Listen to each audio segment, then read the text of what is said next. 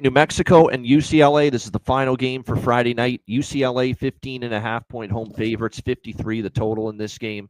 I mean, it was largely about 2.5 quarters of inept football from Nico Iamaleava and the UCLA offense on Saturday against UNLV, and then they finally put it into high gear fourth quarter, but they had dug themselves, too big of a deficit against UNLV. Tough beat if you had the over, and I know a bunch of us did. Opportunities galore, settled maybe for a few too many field goals, but still.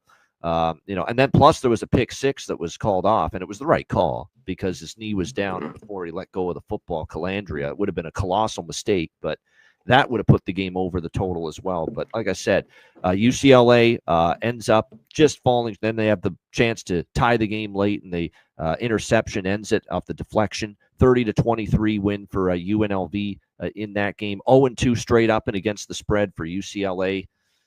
Even against New Mexico, I don't think I want to lay 15.5 points right now with UCLA. And I'll say this about New Mexico. They did go to Michigan, first game of the year. 34.5-point dogs. They lost 34-17 in that game. Yes, they gave up 452 yards. They only gained 267, and they could not run the football against Michigan. But the fact that, they still covered that point spread, and their quarterback, Jack Lane, had 3 interceptions. Think about that. 3 interceptions on the road against, a Power 4 team, and you still managed to cover the point spread. I look at that as a positive for this New Mexico team. Now, Idaho State last week, it was a struggle for this New Mexico team. Certainly defensively, they had their issues at times with Idaho State, but Idaho State moved the ball against UNLV, if you remember, first game of the year. Maybe we should be giving Idaho State's offense a little praise and a little credit, because they moved the football against UNLV, took that game down to the wire, and they did the same against New Mexico last week. But New Mexico put up 32, ended up winning the game. They were able to have success running the football, 216 on the ground as a team, featuring most of all Scottree Humphrey, 141 rushing yards there for New Mexico. I just don't know if UCLA is doing anything right now well enough. Certainly not offensively, consistently. And defensively, Utah went up and down the field against them. Calandria spent much of that game, and UNLV spent much of that game going up and down the field against UCLA's defense.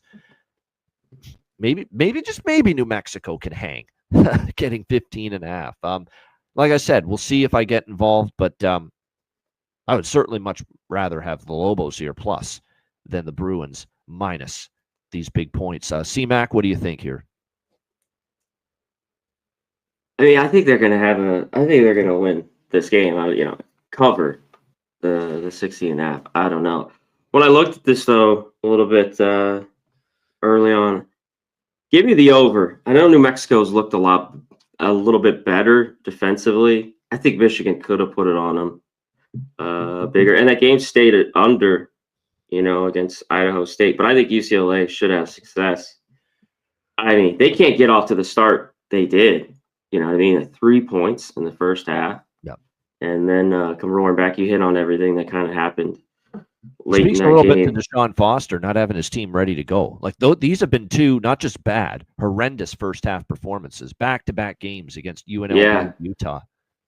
Yeah, right away. So, I mean, they're like at the bottom. Like, I think there's only way it's just like to go up when you're at the bottom of the fucking ocean. So that seems like Right. UCLA. Yeah. So I think I can't take them. And I don't know how much to make in New Mexico, really. I mean, they kind of did what they do. They're not throwing it a ton last week. They ran it well. That was the one thing I talked about at the UCLA game, even though I think the game should have got over, was both these teams ran the ball, and I just thought the clock might tick a little bit. And the field goals, they got to be better. They got to score touchdowns. This will stay under. If UCLA is selling for fucking field goals, this definitely will stay under. Yep. And how much of New Mexico's team last year, Havana, was a dead over? Remember? They were. I mean, They gave up a ton. So I just think this is light at the number we're getting. So over. There you go. Over for C-Mac. Now remember, that was Jason Beck and Devin Dampier last year with that New Mexico offense. That Oh, was yeah. a big part of why. But their defense was just as good as he was, so that helped out. Their defense was horrid, dead last in the country, about every category. So they've looked a little bit better, though, the first 2 games. I'm going to do some on the fly capping here. I want to see their pace comparisons to last year, because last year they were a blistering breakneck pace. Yeah, they went fast. Tempo offense. I think this year, let me see, New Mexico. There we go. I love this. The Michigan game got over. Okay, last year they averaged 24.2 seconds per play. 24.2 seconds per play. This year so far, now again, small sample size, only a couple of games, but 25.1 seconds per play. So a little bit slower, almost a second per play slower this year. But still, I mean, that's not the drop off I thought it would be as far as pace for New Mexico on offense. 1 second per play slower so far from a tempo standpoint. So they're still playing at an above average tempo. I think slightly above average tempo right now. So, yeah, I mean, I'm with you. I mean, if I'm betting the total, I probably could only go over that number as well.